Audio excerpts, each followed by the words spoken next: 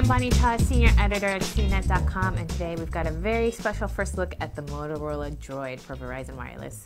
We just got this in, and I'm just as excited as you are to check out Verizon's first Android phone, so let's jump right to it.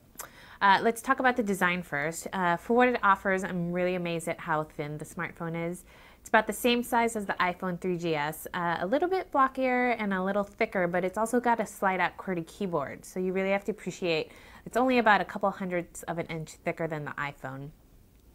The keyboard is pretty decent. It's got a D-pad here on the right side so you can navigate around pages and select items.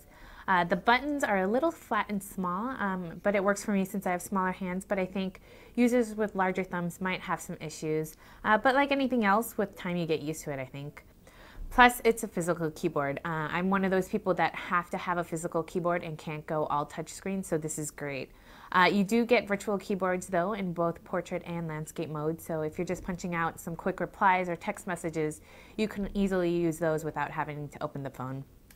I think the real attention grabber of the Droid is the display, though. It measures 3.7 inches, which is bigger than the iPhones and even the HTC Touch Pro 2s, and it's absolutely vibrant and gorgeous with a 480 by 854 pixel resolution. It's a capacitive touchscreen with a built-in accelerometer, so it'll change orientation when you rotate the phone. You can double tap on the screen now to zoom in and out of web pages, but it's not like the iPhone or Pre where you can use the pinch gesture to zoom. Still very sharp and responsive, and like other Android phones, you can customize 3 home panes with different widgets and shortcuts for easy access to your favorite apps. Some other highlights of the design include a 3.5mm headphone jack on the top. On the right, there's a dedicated camera capture key, while the 5-megapixel camera is located on the back with a dual LED flash.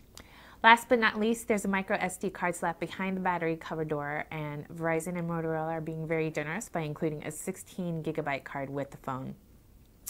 That's just a quick overview of the design. Let's look at some of the features now.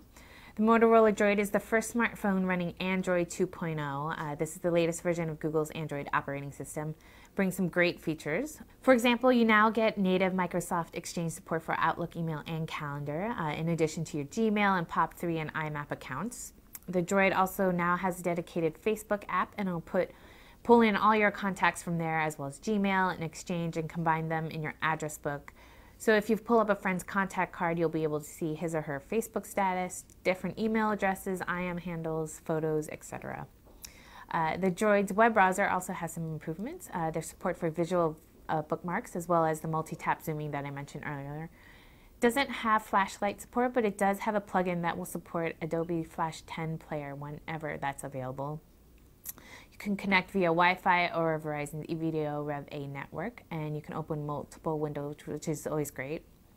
Another new feature is Google Maps navigation. This app is still in beta, but it will provide voice-guided directions for free, as well as satellite views, so you don't have to pay a monthly subscription fee for a location-based service like Verizon's VZ Navigator, and in fact, VZ Navigator isn't even offered as an option on the Droid. Since I just got this phone, I haven't been able to test out the app, but I'll definitely cover it in my review, so you can check it for that. On top of all of that, you get the usual Android functions that we've seen on previous devices, such as Google Marketplace, which has about 12,000 apps now, support for the Amazon MP3 store, and a dedicated YouTube app. In the time that I've had it and seen demos of the device, I've been really impressed by the speed of the device, and the design of the phone is really remarkable. The only thing I would have liked to see is maybe some changes to the music player, maybe world roaming capabilities. But Kent and I will be doing more in-depth coverage and analysis of the Motorola Droid, which you can check out in our full review. But I do have to say that the Droid definitely looks very promising, and I think it'll do well for Verizon. The Motorola Droid will be available November 6th for $199.99 with a 2-year contract. I'm Bonnie Cha, and this has been your first look at the Motorola Droid.